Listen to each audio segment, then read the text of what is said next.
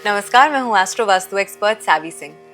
धनु राशि वालों के लिए अक्टूबर का महीना क्या कुछ खास लेकर आ रहा है आपके संबंधों में, आपके रिलेशनशिप्स में, आपकी हेल्थ, आपके स्वास्थ्य संबंधित परेशानियां इस महीने खत्म हो सकती हैं या नहीं हो सकती हैं, या फिर इस महीने के दौरान खास करके आपके व्यवसाय में, आपके बिजनेस में, आपकी नौकरी पेशे में क्या कुछ बदलाव होने वाले हैं, उन सभी चीज़ों को हम आज की वीडियो में इन डिटेल डिस्कस करेंगे।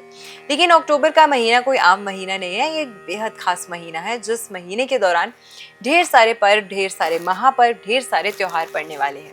और इन त्योहारों में से सबसे ज्यादा मान्यता रखने वाला त्योहार है धनतेरस का पर्व और साथ में दिवाली का महापर्व, जिसका हर कोई जो है वो बेसब्री से इंतजार करता है।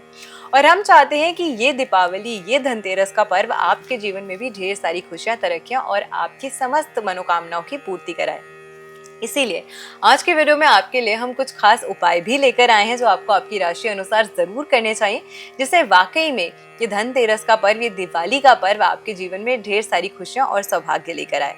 लेकिन उससे पहले ग्रहों के ट्रांजिट्स को हम समझेंगे, उससे पहले इस महीने के दौरान जो पंचांग रहने वाला है उसे समझ लेते हैं। क्योंकि हिंदू और वैदिक मान्यताओं के अनुसार जब कोई भी पर्व आप तिथि अनुसार और पंचांग अनुसार उसे सेलिब्रेट करते हैं तो उसकी मान्यता, विशेषता और उससे मिलने वाले जो लाभ हैं उन सभी में वृद्धि हो जाती है। तो सबसे पहले अगर हम बात करते हैं कि इस महीने की शुरुआत 1 अक्टूबर को होने वाली है राम नवमी के पर्व के साथ। 2 अक्टूबर को मनाया जाने वाला है विजयदशमी का महापर्व, जिसे हम दशहरा भी कहते हैं, और फिर 8 अक्टूबर से 5 नवंबर तक रहने वाला है कार्तिक मास, यानी कि कार्तिक का महीना। और कार्तिक मास के दौरान अगर आप नियमित रूप से अपने घर में तुलसी माँ की पूजा अर्चना आराधना करते हैं, उनके समक्ष सुबह और संध्या के समय शुद्ध देसी घी का दीपक प्रज्वलित करते हैं, तो आपको विशेष लाभ अपने जीवन में देखने को मिलता है। करवा चौथ का महापर्व मनाया जाएगा 10 अक्टूबर को और अहोई अष्टमी मनाई जाएगी 13 अक्टूबर को।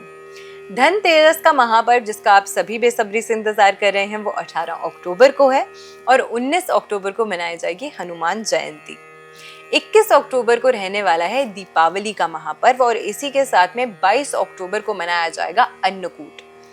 23 अक्टूबर को भाई दूज का पर्व पड़ेगा और महीने का अंतिम दिन, यानी कि महीने का समापन होने वाला है आंवला नवमी, जिसे हम अक्षय नवमी के नाम से भी जानते हैं, जो कि 31 अक्टूबर को होगा। और इस वर्ष जब भी आप 31 अक्टूबर के दिन आंवला नवमी मनाएं तो ऐसे में आपको श्री हरि विष्णु को आंवला का भोग जो है वो जरूर अर्पित करना चाहिए और फिर प्रसाद रूप में इसे ग्रहण करना चाहिए, जिससे आपको आरोग्य की प्राप्ति होती है, आपकी समस्त मनोकामनाओं की पूर्ति होती है और श्री हरि विष्णु का आशीर्वाद आप पर और आपके परिवार पर हमेशा बना रहता है। पंचांग को तो हमने समझ लिया, लेकिन अब बारी आ गई है इस महीने की ट्रांजिट्स को जानने की, गोचर को समझने की, जिससे हम और बेहतर तरीके से ये समझ सकते हैं कि वाकई में ये महीना आपके लिए कितना खास, कितना स्पेशल और पिछले महीने से क्या कुछ अलग लेकर आ रहा है। सबसे पहले जब हम धनु राशि की बात करते हैं तो आपकी राशि के स्वामी ग्रह हैं जुपिटर, यानी कि देवगुरु बृहस्पति। और जैसे कि आपको पता ही होगा कि 14 मई 2025 को जब देवगुरु बृहस्पति ने ट्रांजिट किया था, यानी कि राशि परिवर्तन किया था, तो उसी के साथ वो अतिचारी मूवमेंट में आ गए थे। और अब 2033 तक, 2033 तक 8 वर्षों के लिए देवगुरु बृहस्पति जो है वो अतिचारी मूवमेंट में चल रहे हैं। इस महीने के दौरान अगर हम बात करते हैं तो गोचर अनुसार 18 अक्टूबर तक देवगुरु बृहस्पति जो है वो मिथुन राशि में गोचर करेंगे और उसके बाद अपनी उच्च राशि में, कर्क राशि में ट्रांजिट करेंगे। और ये ट्रांजिट जो है वो डायरेक्टली अगर हम बात करें तो आपकी राशि के लिए स्पेसिफिकली जो है आपके सप्तम भाव को और अष्टम भाव, इन दोनों ही महत्वपूर्ण भावों को प्रभावित करता है। सप्तम भाव में जब तक देवगुरु बृहस्पति रहेंगे और अकेले जब भी देवगुरु बृहस्पति सप्तम भाव को प्रभावित करते हैं तो कहीं ना कहीं अहम या अहंकार की वजह से हो सकता है कि थोड़े से आपके बिजनेस में है तो पार्टनरशिप्स में, या फिर आपकी मैरिड लाइफ है, अगर आप शादीशुदा हैं तो मैरिड लाइफ में आपके पार्टनर के साथ थोड़े से संबंधों में परेशानियां लेकर आ सकते हैं। क्योंकि देवगुरु बृहस्पति का स्वभाव ही होता है कि वो अपने आप को हमेशा सर्वोपरि समझते हैं।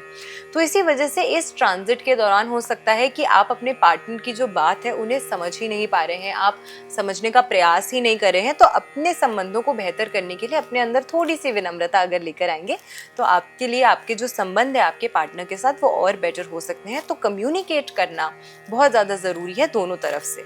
इसी के साथ जब देवगुरु गुरु बृहस्पति अष्टम भाव में गोचर करेंगे, ट्रांजिट करेंगे, प्रभावित करेंगे उस भाव को, तो कहीं ना कहीं अगर आप उच्च एजुकेशन प्राप्त करें, हायर एजुकेशन अगर प्राप्त करें हैं और रिसर्च से जुड़ा हुआ कार्य करते हैं, तो आपकी रिसर्च को और ज़्यादा रिफाइंड और ज़्यादा डिफाइन करने वाले हैं। तो बच्चों के लिए या फिर वो व्यक्ति जो इस समय के दौरान हायर एजुकेशन परस्यू कर रहे हैं, उनके लिए ये जो प्लेसमेंट है वो काफ़ी ज़्यादा अच्छे लाभ आपको दे सकती है। इसी के साथ में बाकी ग्रहों की अगर हम बात करते हैं तो त्रिग्रही योग बन रहा है इस महीने, जो कि आपकी राशि से एकादश भाव की राशि में बन रहा है, जहां पर बुध और मंगल तो प्लेस है ही, और उसके बाद 16 अक्टूबर से अगर हम बात करें तो नीच के सूर्य भी इस भाव में प्लेस होने वाले हैं और इस भाव को प्रभावित करने वाले हैं। और इस भाव को, आपकी कुंडली के एकादश भाव को जब प्रभावित करेंगे ये सभी ग्रह, तो उससे कहीं ना कहीं आप देखने वाले हैं कि इस समय के दौरान कुछ अप्रत्याशित लाभ आपको हो सकता है, सडन गेन्स आपको इस समय के दौरान हो सकते हैं, कुछ मान सम्मान, प्रतिष्ठा, रिकॉग्निशन आपको मिल सकती है। साथ में अगर हम बात करें तो इस भाव में जो ट्रांजिट्स और गोचर हो रहे हैं उससे कहीं ना कहीं आपको कुछ सडन आपकी इच्छाओं की पूर्ति जो है वो भी होते हुए नजर आने वाली है। तो उस लिहाज से भी ये जो प्लेसमेंट है वो आपको कुछ फायदा दे सकती है। इसी के साथ अगर हम शुक्र ग्रह की बात करते हैं तो 9 अक्टूबर तक सिंह राशि में और उसके पश्चात कन्या राशि में ट्रांजिट करेंगे, जो आपकी राशि से नवम और दशम भाव की राशियां हैं। शनि चतुर्थ भाव में और राहु जो है वो तीसरे भाव को प्रभावित कर रहे हैं। तो इस समय के दौरान हो सकता है कि सबसे पहले तो कहीं ना कहीं आप फोकस अपना लूज करने वाले हैं। लैक ऑफ फोकस की वजह से थोड़ी सी परेशानियां आपको झेलनी पड़ सकती है। पार्टनरशिप में इस समय के दौरान आपको कुछ लाभ मिल सकता है, लेकिन विनम्रता अपने अंदर बनाए रखिएगा, तो ही ये लाभ जो है वो लॉन्ग लास्टिंग होगा और तो ही आपकी जो पार्टनरशिप है वो भी लॉन्ग लास्टिंग होगी। अवैवाहिक कन्याओं के लिए ये जो समय है उसमें विवाह के योग जो है वो काफी प्रबल तरीके से बनते हुए नजर आते हैं। इस समय के दौरान आध्यात्मिक कार्यों के प्रति आपकी जो रुचि है वो बढ़ती हुई नजर आ सकती है और उच्च शिक्षा जो लोग प्राप्त कर रहे हैं या प्राप्त करने की सोच रहे हैं उनके लिए ये जो समय है वो काफी शुभ और अच्छा नजर आता है। काम में सफलता आपको प्राप्त हो सकती है, लेकिन अपने फोकस को आपको बरकरार रखना होगा। अपनी मेहनत, अपने हार्ड वर्क, परिश्रम से आपको पीछे नहीं हटना है। पराक्रम और परिश्रम दोनों ही जो चीजें हैं ये महत्वपूर्ण रहने वाली हैं आपके लिए इस महीने के दौरान। अगर आपने अपने लिए कोई गोल सेट किया है जिसे आप अचीव करना चाहते हैं, अपने लिए आपने कोई लक्ष्य फिक्स किया है जो आप चाहते हैं कि आप अचीव करें, तो उसके लिए मेहनत और फोकस ये दोनों ही चीजें हैं जो बहुत ज्यादा इंपॉर्टेंट रहने वाली हैं स्पेसिफिकली इस महीने के दौरान, क्योंकि प्लैनेट्स की प्लेसमेंट्स जो हैं वो आपको कहीं ना कहीं डिमोटिवेट कर सकती हैं, आपको कहीं ना कहीं आपके फोकस में कमी ला सकती है। तो उस तरीके से आपको खुद से एक इनिशिएटिव या एक प्रयास जो है वो लेना होगा आगे बढ़कर कि आप मेहनत भी पूरी करें और अपने फोकस को भी इधर उधर भटकने ना दें। अब जैसे कि मैंने आपसे प्रॉमिस किया था कि आपको एक बहुत ही अच्छी रेमेडी हम बताने वाले हैं जो आपको धनतेरस के दिन करना है, जिससे पूरे साल के लिए आप अपनी एनर्जीज को बेहतर कर सकते हैं, अच्छा कर सकते हैं। धन लाभ, आरोग्य की प्राप्ति और साथ में नई अपॉर्चुनिटीज, इन सभी चीज़ों का जो एक नई ऊर्जा है वो आपको प्राप्त हो, यही हमारी आशा है। तो ये उपाय जो है वो आपको धनतेरस के दिन करना है। संध्या के समय आपको 3 लघु नारियल लेने हैं और आपको पीली कौड़ियाँ लेनी है। किसी भी संख्या में आप ले सकते हैं, 3, 5, 7, 11 पीली कौड़ियाँ आपको लेनी है। और इन सभी चीज़ों को एक साथ आपको एक पीले कपड़े में बांधकर अपने घर की ईशान कोण यानी कि नॉर्थ ईस्ट की जो दिशा है वहाँ पे प्लेस करना है। लेकिन प्लेस करने से पहले अपने घर में संध्या के समय जब आप धनतेरस के दिन माँ लक्ष्मी और गणेश जी की पूजा अर्चना करेंगे, तो माँ लक्ष्मी के समक्ष इस पोटली को आपको थोड़े समय जरूर रखना है। शुद्ध देसी घी का दीपक जरूर प्रज्वलित करना है। आपकी जो भी मनोकामना है, जिसकी पूर्ति आप चाहते हैं, उसका आशीर्वाद माँ लक्ष्मी से लेना है और फिर उसके बाद विधि अनुसार आपको इसे अपने घर की नॉर्थ ईस्ट की दिशा में, ईशान्य कोण की दिशा में प्लेस कर देना चाहिए। ध्यान रखिएगा कि स्वच्छ जगह पर ही आप प्लेस कर रहे हैं। नॉर्थ ईस्ट में किचन है, टॉयलेट है, तो उस तरीके से आपको इसको प्लेस वहाँ पे नहीं करना है। सबसे पहले तो नॉर्थ ईस्ट की किचन या टॉयलेट्स जो होती हैं वो दोष होती हैं, तो ये अच्छा कंसिडर वैसे ही नहीं की जाती हैं। बट अगर वहाँ पे आपके घर में इस तरीके की प्लेसमेंट है तो फिर आप इस पोटली को अपने धन के स्थान पर भी, अपनी तिजोरी, अपने सेफ में भी प्लेस कर सकते हैं। तो इस तरीके से अगर आप इस रेमेडी को करते हैं तो विशेष लाभ आपको आपके जीवन में देखने को मिलता है। और मैं आशा करती हूँ कि आज की वीडियो आपको पसंद आई होगी।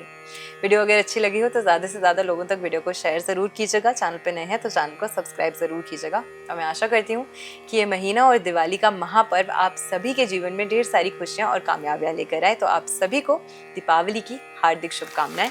नमस्कार, जय माता दी।